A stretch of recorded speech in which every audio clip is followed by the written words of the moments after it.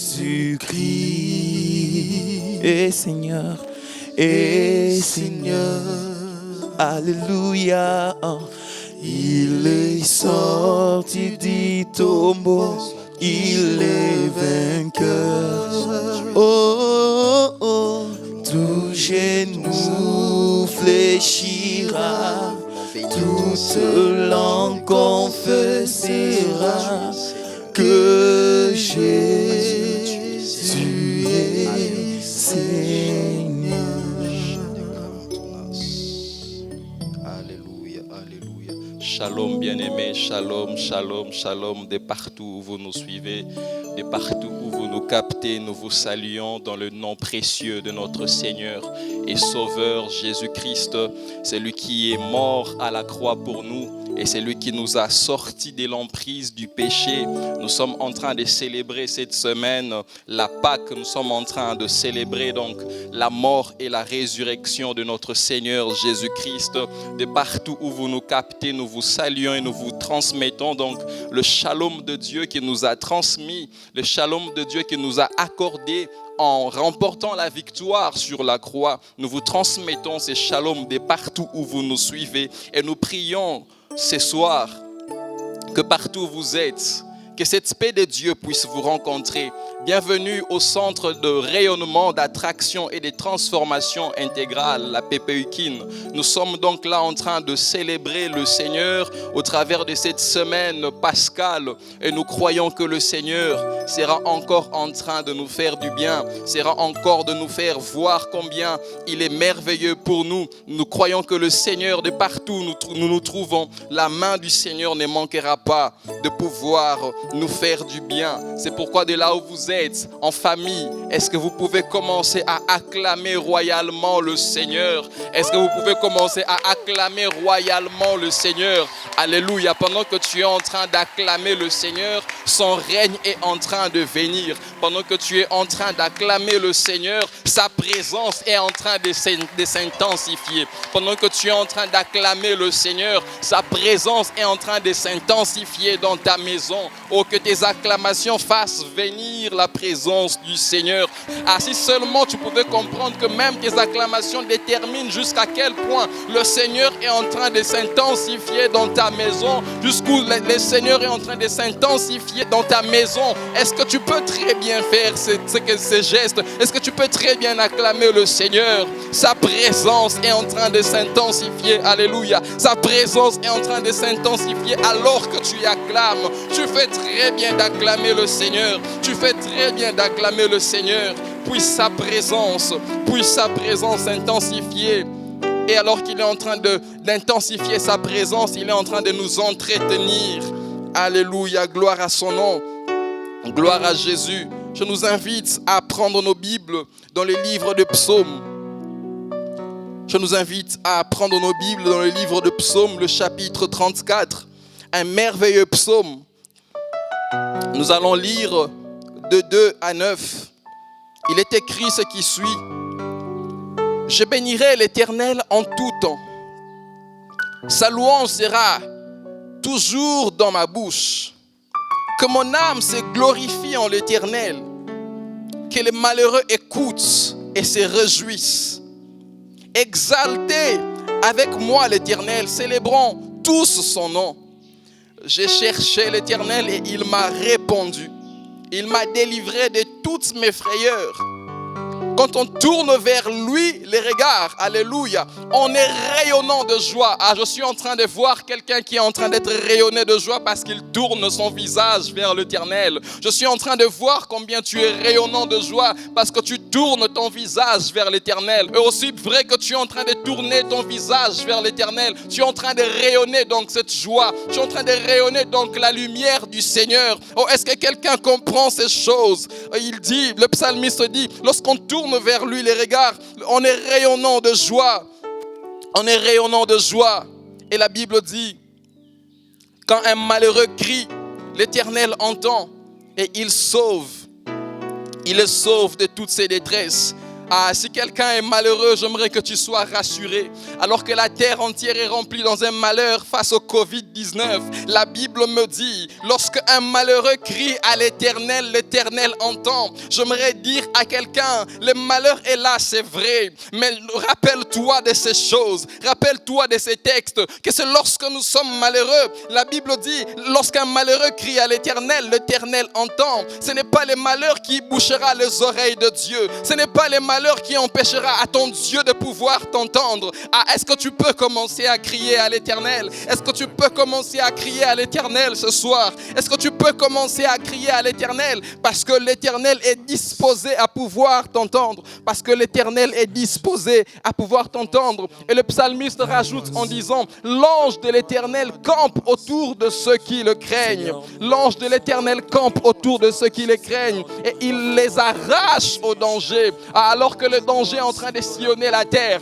alors que le malheur est en train de sillonner la terre, l'ange de l'Éternel est en train de nous arracher du danger. L'ange de l'Éternel est en train de camper autour de nous et nous arrache au danger. Ah, que ta famille soit arrachée du danger. Ah, que ta famille soit arrachée du danger. Ah, que mon pays soit arraché du danger. Ah, que mon pays soit arraché du danger. Que mon église soit arrachée du danger. Que ma vie soit arrachée du danger. Le Seigneur est en train de t'arracher du danger. Il est en train de t'arracher du danger. Il t'arrache du danger. Est-ce que tu le crois? L'Éternel t'arrache du danger. Il est en train de t'arracher du danger. Il est en train de t'arracher du danger. Est-ce que tu le crois?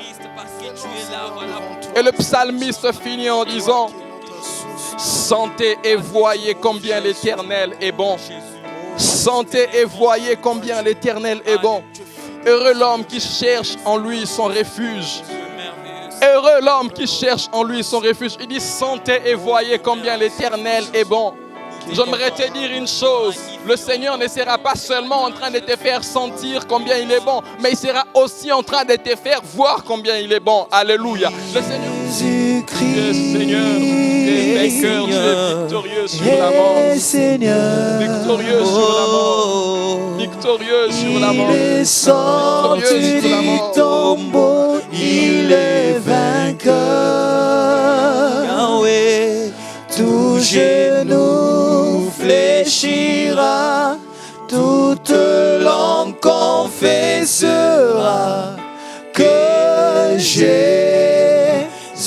est Seigneur. Oh Jésus-Christ, Jésus-Christ est Seigneur, est Seigneur. Oh, il est sorti du tombeau, il est vainqueur. Oh, tout genou fléchira, toute langue confessera que Jésus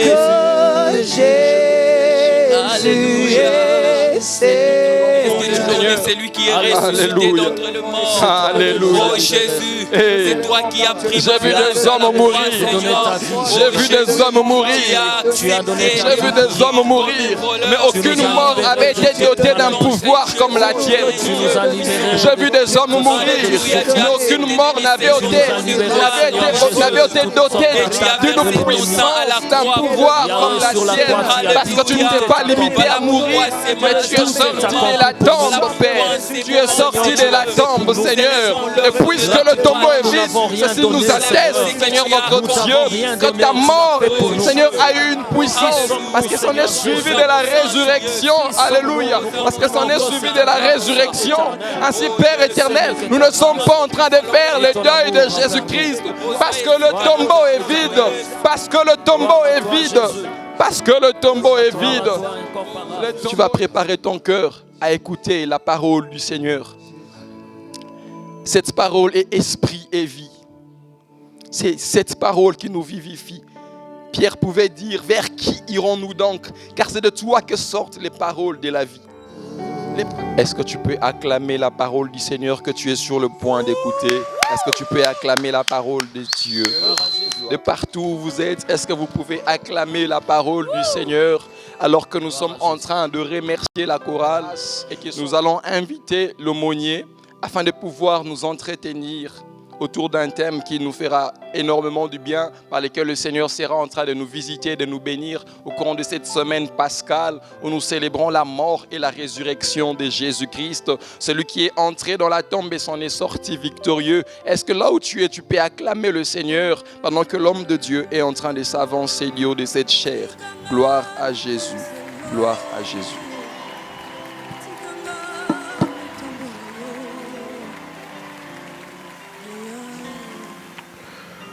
Bien-aimés dans le Seigneur,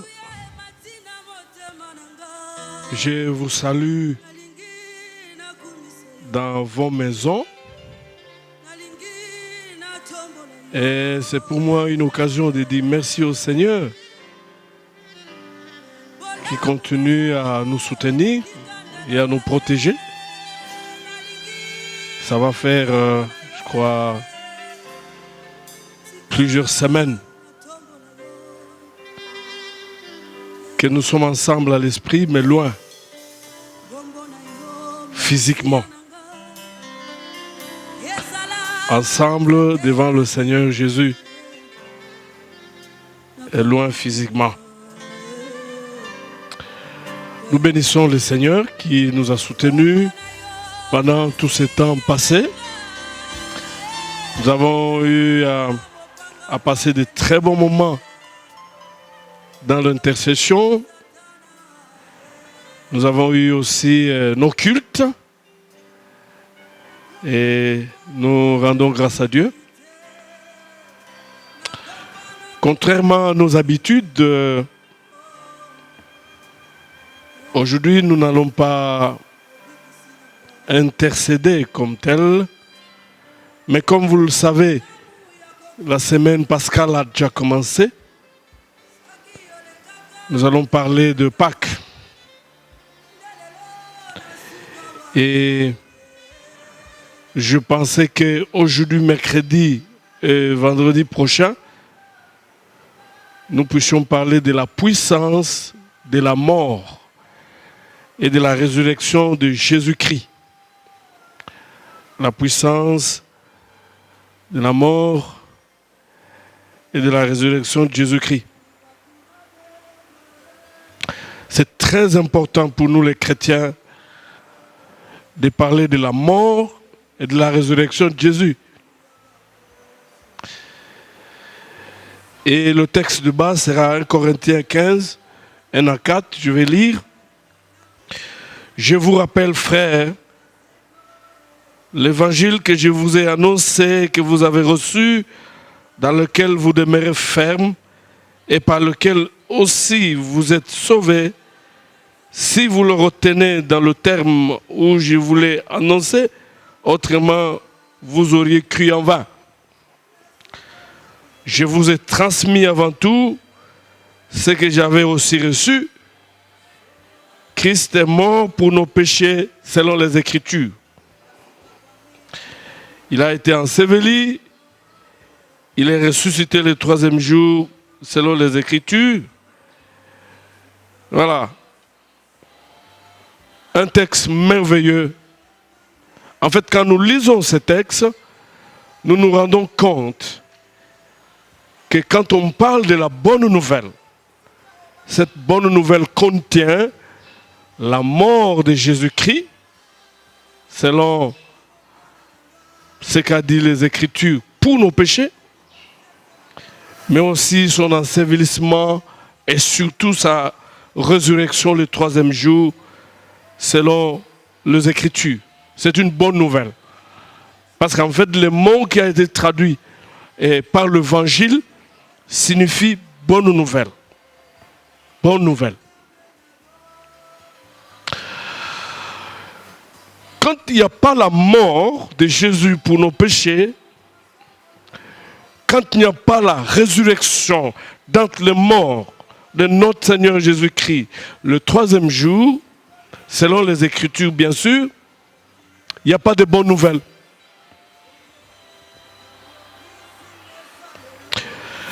Et pour aujourd'hui, je commence par parler de la puissance de la mort. de notre Seigneur Jésus-Christ.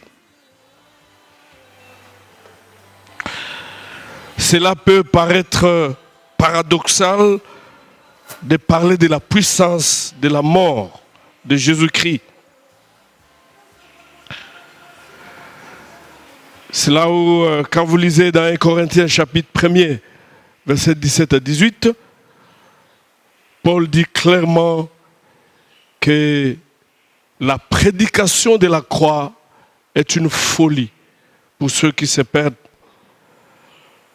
mais une puissance pour ceux qui sont sauvés. Et plus loin, il va dire, et la mort de Jésus-Christ sur la croix est un scandale pour les Juifs et une folie pour les Grecs, les non-Juifs.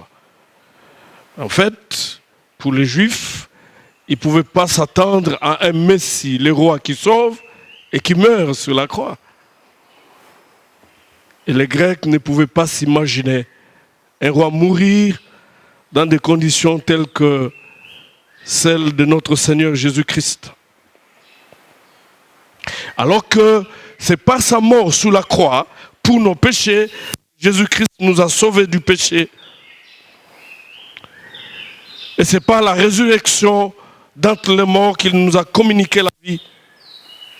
Donc, derrière la faiblesse de la croix, une faiblesse apparente de la mort de Jésus, se cache la puissance.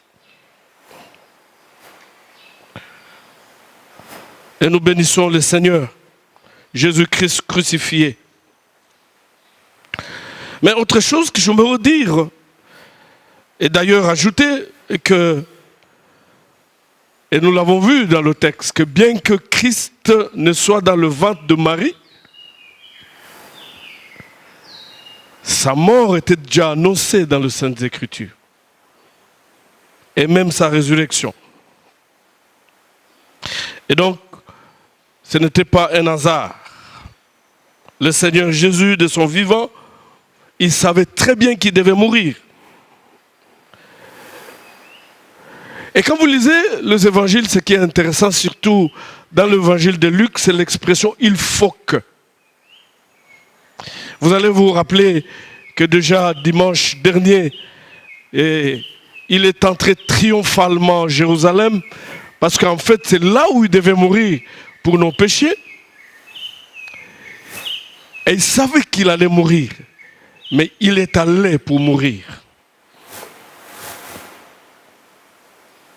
Pour lui, accomplir la volonté de Dieu était de mourir sous la croix. C'est très important. Vous savez, dès que l'homme a péché dans le jardin d'Éden, Dieu a déclenché le plan du salut pour l'homme. Et la croix est le point culminant de ce plan du salut. Et ce plan est allé jusqu'à la croix. Et que c'est Jésus-Christ à la croix qui a accompli ces plans pour le salut de l'humanité. Donc, en dehors de Jésus, il n'y a point de salut. C'est comme je peux dire que sans la croix, le christianisme reste une coquille vide et confondue avec d'autres religions. C'est la mort de Jésus sur la croix qui fait la différence avec d'autres religions, d'autres philosophies, d'autres idéologies. Car sous la croix, Jésus-Christ est mort, non pas comme un malade, mais comme un juste pour les injustes. La Bible dit, quand nous lisons dans Romains chapitre 5, verset 10, que quand nous étions sans force, Christ est mort sur la croix pour nos péchés. Il est mort quand nous étions injustes, quand nous étions sans force. Quand même, nous ne le connaissions même pas. Et donc, sans la croix, la mort de Jésus sur la croix, le christianisme n'a pas de sens. C'est pour cela que je suis en train de parler de la puissance de la mort de Jésus-Christ. Je vais donner un certain nombre d'éléments. Le premier élément de la puissance de la mort de Jésus-Christ, c'est la puissance du pardon. Il est mort sur la croix pour que nous soyons pardonnés par Dieu. Avant sa mort, il n'y avait pas le vrai pardon. Quand nous lisons dans 1 Pierre chapitre 2, verset 24, la Bible dit « Christ a porté lui-même nos péchés en son corps sur le bois, afin que, morts au péché, nous vivions pour la justice. » Il a porté nos péchés. Et quand nous lisons dans 2 Corinthiens chapitre 5, verset 21, la Bible dit que celui qui n'a point commis le péché, Dieu l'a fait devenir péché pour nous, afin que nous devenions en lui justice de Dieu. Donc, Jésus-Christ est devenu notre justice en portant nos péchés sur la croix. Les choses deviennent de plus en plus intéressantes quand nous lisons Ésaïe 53, à partir du verset 4. La Bible dit, certes, ce sont nos souffrances qu'il a portées, c'est de nos douleurs qu'il s'est chargé, et nous l'avons considéré comme atteint d'une plaie, comme frappé par Dieu et humilié. Mais il était transpercé à cause de nos crimes, écrasé à cause de nos fautes. Le châtiment qui nous donne la paix est tombé sur lui. C'est sur la croix, quand il était nu, qu'il porta tes péchés et mes péchés. Et Dieu a jugé tes péchés et mes péchés sur lui. C'est là où la Bible dit que le châtiment qui nous donne la paix est tombé sur lui. Donc, bien-aimés dans le Seigneur, Jésus a payé le prix. Il a payé le prix. Quel est le prix? Il est mort sous la croix pour nos péchés. Donc, nos péchés ne peuvent plus nous condamner. En effet, Christ les a enlevés à jamais. Satan n'a plus le droit de nous accuser en nous faisant rappeler nos péchés, car ils sont aussi loin de nous que l'Est est éloigné de l'Ouest. Quand nous lisons dans le psaume 103, verset 12, Dieu dit que il pardonne nos péchés, et comme l'Est est éloigné de l'Ouest, c'est de la même manière qu'il éloigne de nous nos transgressions, nos péchés. Tout cela, c'est parce que Christ a accepté de mourir sur la croix. Sur la croix, il a purgé nos peines. Vous savez que dans l'ancienne alliance, le sang des animaux couvrait le péché. Mais le sang versé à la croix par Jésus a effacé nos crimes, effacé nos péchés. Le sang versé à la croix a eu la puissance de nous laver, laver même notre conscience. Quand nous lisons dans 1 Jean chapitre 1er, verset 8 à 9, la Bible dit que celui qui dit qu'il n'a pas de péché est menteur. Mais celui qui les confesse, Dieu le pardonne, le purifie, le lave. Et nous allons lire l'épître aux Hébreux à partir du verset 9. Je lis d'abord le verset 14 qui dit ceci: combien plus le sang du Christ, qui par l'Esprit éternel s'est offert lui-même sans tache à Dieu, purifiera-t-il notre conscience des œuvres mortes pour que nous servions le Dieu vivant? Et le verset 22 dit ceci: selon la loi, presque tout est purifié avec du sang, et sans effusion du sang, il n'y a pas de pardon. Et donc, le pardon de nos péchés révèle, traduit la puissance de la mort de Jésus. Parce que sur la croix, lorsqu'il est mort, le sang a coulé. Si le sang de bête ne pouvait pas laver même la conscience, le sang de Jésus sur la croix lave la conscience, lave nos péchés, lave nos consciences. Et nous avons vu, l'auteur aux Hébreux dit clairement que dans l'ancienne alliance, sans effusion du sang, il n'y avait pas de pardon. Et cela va de même dans la nouvelle alliance, que le sang de Jésus a la puissance de nous apporter et accorder le pardon. Je me redire à celui ou à celle qui éprouve le sentiment de condamnation à cause de ses anciens péchés, ces péchés qui des fois s'interposent entre lui et Dieu quand il est en train de prier, ce péché qui parfois te déclare indigne, et ce péché qui fait que tu vacilles et hésites chaque fois que le diable te le remet en tête, ce péché qui te freine quand tu te mets à prier, ce péché qui t'accable, la Bible dit que sous la croix, Jésus a versé de son sang.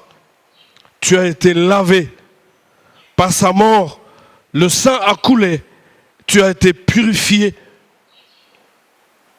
Et d'ailleurs, quand nous lisons dans Romains chapitre 5, verset 1er, la Bible dit que nous sommes justifiés par la foi au moyen du sang de Christ. Donc, il n'y a plus de condamnation à cause de la puissance de ce sang qui a coulé. Et je me redire à toi qui es en train d'hésiter que Dieu ne t'a pas pardonné, sois rassuré qu'en Jésus, tu as le pardon de tous tes péchés et son sang te purifie. Son sang t'a purifié et son sang te purifie même à l'instant. Et la bonne nouvelle, tes péchés sont désormais loin de toi. Loin. Le Seigneur les a jetés loin. Et d'ailleurs, il oublie même. Oh, quelle puissance de la mort de Jésus. Oh, quelle puissance de ce sang qui coulait de son corps. Je me redis que Christ sur la croix s'est chargé de tes péchés et il s'est chargé de mes péchés. Il est devenu péché pour toi et pour moi. Il a subi le châtiment que toi et moi méritions. Par la puissance de son pardon, nous avons été pardonnés, exonérés de nos péchés et nous sommes libres de toute condamnation. Quand nous lisons même dans Romains chapitre 8, le verset 1er, il n'y a plus de condamnation dans nos cœurs à cause de la puissance du sang de Jésus. Donc là où vous êtes, chers frères, vous pouvez faire cette prière après moi. Vous pouvez faire cette déclaration de la puissance de la mort de Jésus qui nous a offert le pardon. C'est à cause de la mort de Jésus que Jésus nous pardonne, que le Père nous pardonne. Vous savez, dans l'ancienne alliance, le sang des animaux couvrait le péché. Mais dans la nouvelle alliance, le sang de Jésus efface nos crimes et nos péchés. Et la Bible dit que quand Dieu nous pardonne, il oublie même nos péchés. Il oublie même que nous avions péché à cause de la puissance du sang de Jésus. Donc, là où vous êtes, vous qui êtes là, vous pouvez faire cette prière, cette déclaration après moi. Seigneur, je comprends que Jésus a porté mes péchés sous la croix. Son sang a été versé pour le pardon de mes péchés. Je les confesse et j'y renonce. J'ai le pardon. Christ a subi ma peine. J'ai le salut. Je suis libre de mes péchés. Ils sont enlevés. Christ les a portés sous la croix. Amen. C'est merveilleux, bien-aimés dans le Seigneur. Donc, dans la mort de Jésus-Christ sur la croix, il n'y a pas seulement l'apparence de la faiblesse d'un Dieu qui meurt, mais la puissance est cachée. Et quand vous avez le pardon, et le pardon, vous l'avez qu'en Jésus, vous avez la vie. Vous ne passez plus au jugement. Le deuxième élément de la puissance de la mort de Jésus sur la croix, c'est la paix. La paix. Nous avons lu ça dans Ésaïe 53, verset 5. La Bible déclare, le châtiment qui nous donne la paix est tombé sur lui. Le Seigneur Jésus a subi la croix. Il a porté ton châtiment. Il a porté mon châtiment pour te donner à toi et à moi sa paix. La Bible nous dit dans Juge, chapitre 6, 20 à 24, que l'Éternel est notre paix. Christ lui-même nous dit, dans Jean 14, 27, je vous donne la paix.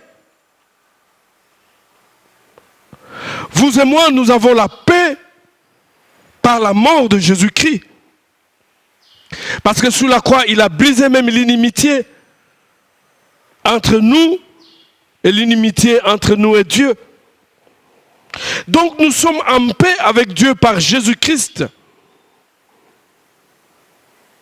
Nous pouvons voir ça dans Romains chapitre 5, verset 1er. Christ est mort sous l'affliction de tes péchés, de mes péchés, pour que toi et moi nous ayons la paix. Et sans la mort de Jésus-Christ, nous n'ayons pas la paix. Cette paix est à toi, cette paix est à moi. Jésus est mort pour nous la donner. Bien-aimés dans le Seigneur, en conséquence, cette paix est à toi et à moi. Et Satan n'a pas le droit de t'enlever cette paix-là. Quand tu es à la recherche de la paix, tu peux faire aussi cette déclaration. En fait, sans Jésus, il n'y a pas la paix. Sans Jésus, il n'y a rien. Sans Jésus, vous ne serez jamais en paix avec Dieu et vous n'aurez jamais la paix en vous-même. Parce que c'est avec Jésus, finalement, que nous avons la paix. Toi qui me suis, en partageant ces moments avec moi sous la puissance de la mort de Jésus, tu peux faire aussi cette déclaration. Seigneur, tu as porté mon châtiment sur la croix et tu as fait la paix pour moi par le sang sur ta croix. Je revendique ta paix dans mon âme. Rien ne peut m'inquiéter, me condamner ou m'accuser, car tu as versé de ton sang. Mes péchés ont été ôtés à jamais et il ne peut plus exister d'inimitié entre moi et toi. Le conflit a pris fin à la croix.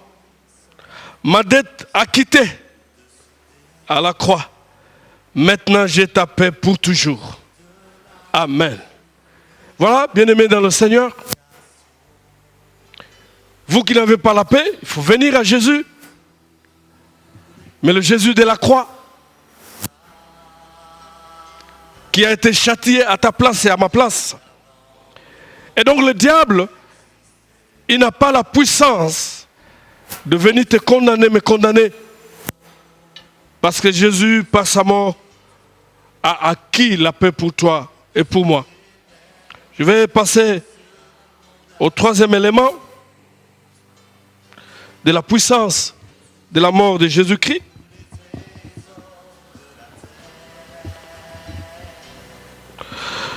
Le troisième élément de la puissance de la mort de Jésus, c'est la guérison. Dans Ésaïe 53, versets 4 à 7, la Bible dit, par ce meurtrissure, nous avons été guéris. Par ce plaie. Et donc, en mourant sous la croix, Christ a payé pour votre parfaite et totale guérison.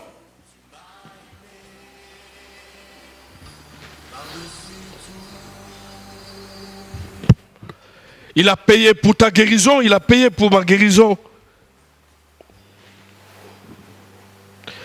Il a payé le prix de votre guérison quand il a porté vos souffrances et vos péchés.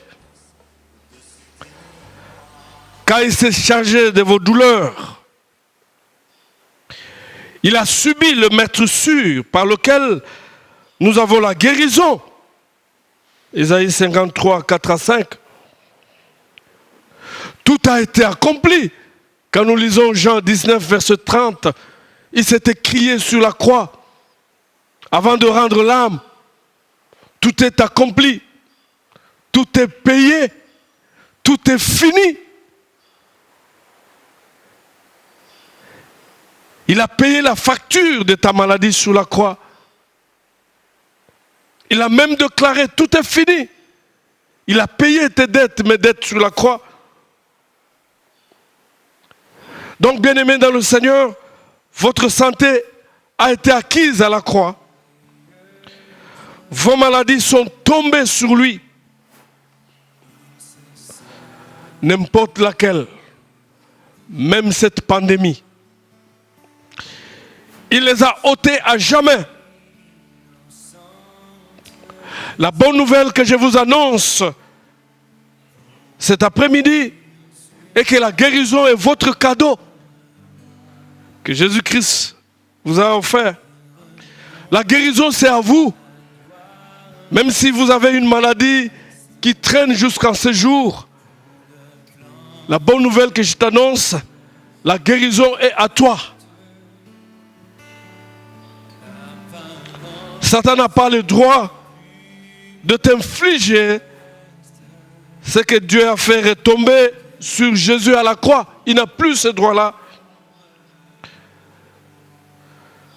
Christ a subi tes maladies et mes maladies. Il les a endurées pour moi et pour toi dans sa mort sur la croix. Et donc une guérison parfaite t'appartient, m'appartient. Il y a une puissance derrière la mort de Jésus-Christ.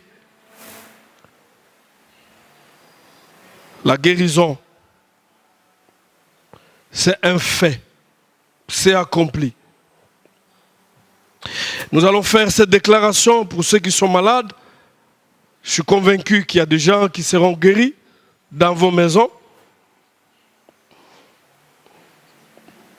Il y a des gens qui seront libérés. Vous pouvez dire après moi, Père, tu as fait retomber sur Jésus mes maladies et mes douleurs. Je te bénis pour cela. Et Jésus les a ôtés dans sa mort. Puisqu'il les a subis pour moi, je n'ai plus à souffrir. Je déclare, je suis libre. Je suis libre. La guérison m'appartient. Je suis libre. Je considère vrai les Écritures qui disent qu'il s'est chargé de ces choses à ma place, dont j'ai droit à la santé maintenant. À la santé maintenant. J'ai droit à la santé maintenant. Bien-aimés dans le Seigneur, ma prière est que la puissance du Saint-Esprit te transfère la puissance de la mort de Jésus qui t'accorde une guérison miracle maintenant, là où tu es, peu importe la maladie dont tu souffres. Voilà, bien-aimés dans le Seigneur, pendant que nous sommes là à la maison, nous pouvons nous lever et commencer à prier, à louer Dieu, à louer le Seigneur pour tout ce qui s'est passé quand il était pendu au bois, quand il était mort. Prions le Seigneur tous ensemble. Seigneur, nous te bénissons. Tu es merveilleux. Tu es admirable. Tu as pris notre place à la croix. Et tu es mort pour nous. Tu as pris nos péchés. Tu as pris nos maladies. Tu as brisé l'inimitié.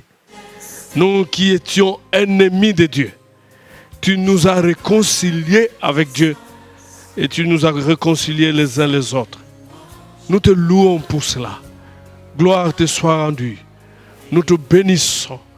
Maintenant que nous sommes là dans nos maisons, nous prions pour que la puissance de la mort de Jésus-Christ nous soit transférée. Que la puissance de la mort de Jésus-Christ nous accorde la paix. Que la puissance de la mort de Jésus-Christ brise les condamnations, nous accorde le pardon de Dieu. Que la puissance de la mort de Jésus-Christ nous accorde la justice de Dieu.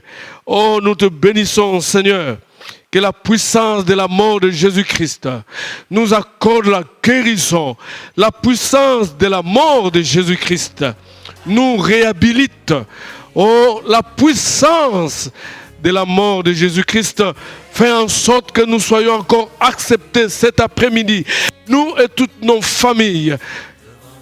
Que la puissance de la mort de Jésus-Christ, par la puissance du Saint-Esprit, nous soit communiquée à nos corps mortels et nous communique la vie maintenant par la puissance du Saint-Esprit. Car la parole de Dieu déclare que le Saint-Esprit qui a ressuscité Jésus-Christ d'entre les morts, communiquera la vie dans nos corps mortels.